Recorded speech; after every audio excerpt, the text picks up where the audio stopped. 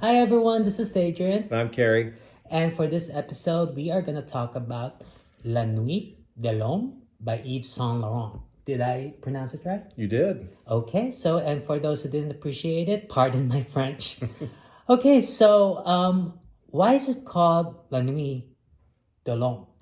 Well, it comes from a line of fragrances that started off with one just called L'Homme, which means for a man. And then La Nuit is night, so it's a nighttime fragrance for a man. Oh, what kind of occasions at night would you use it for? Most people talk about this as one of their favorite date night fragrances. It has a warm, spicy, sort of a sexy smell to it, not too overpowering, something that usually is very pleasing. And so, yeah, a lot of people think of it as sort of one of their favorite date night fragrances. Oh wow, so wear it out on a date. I thought like if I wore this I'd go out to a museum and stuff like that. Well, you could do that. You could do that too. Okay, so let me try this. Okay.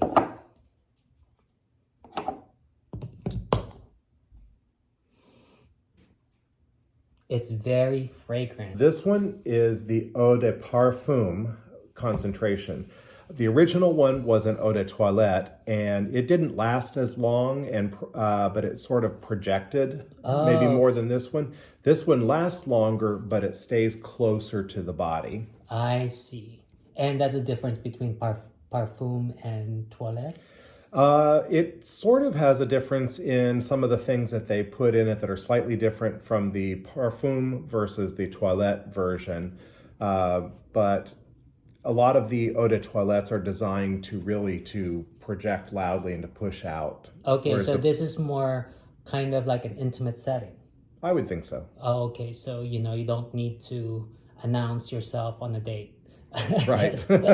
It's just for you and the one who's close to you. Okay, and what notes are in this?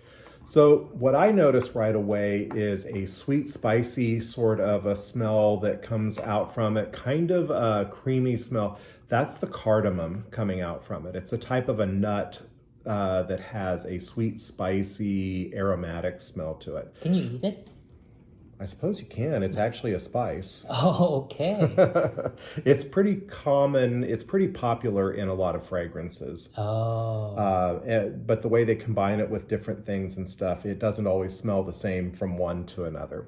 Then after that, I think the things that I notice the most are lavender and sandalwood. One other thing that I noticed is it better for perfumes to have like French names? Well, perfumery started out in France as kind of a big industry. That was where it sort of made its heyday. So classically, a lot of the perfumes are supposedly designed and produced in France, and that gives them sort of more of an air of legitimacy than like if they were produced in like New Jersey. Okay, so they wouldn't be pronounced La Nuit De L'Homme in New Jersey. No, it'd just be like, night for the dude. Night for the dude. Because it's named like French and stuff. I mean, from where I came from, it has an air of,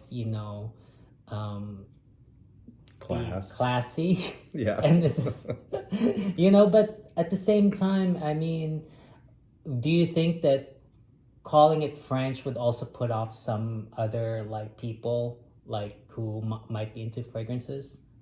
I don't think so. I think that fragrance, when most people think of fragrance, they think of some of the classic perfumers like Guerlain and Chanel, and so they think of France. Oh. So I think it's just one of those things that certain industries like Silicon Valley or, technology is in Silicon Valley in California, perfume is in France. And also wine. Sure. Okay. So how long has this fragrance been around? I think La Nuit De L'Homme Eau de Parfum has been around for about 3 years. Oh, so it's a fairly new fragrance. It's a new take off of the original La Nuit De L'Homme. Do you call it a flanker? Yeah, it'd be a flanker. Oh, it's a flanker too. So what is a flanker? So when perfume companies hit a success with a certain perfume, one of the things that they'll do to try to change it up a little bit is go from possibly an eau de toilette concentration to an eau de parfum.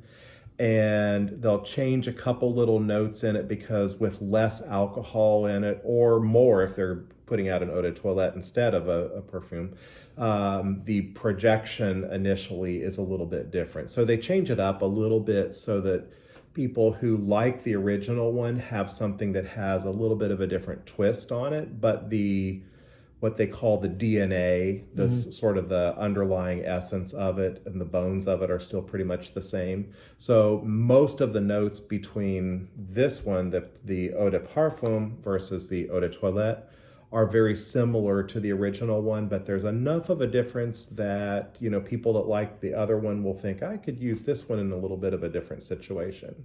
I see. Do you think that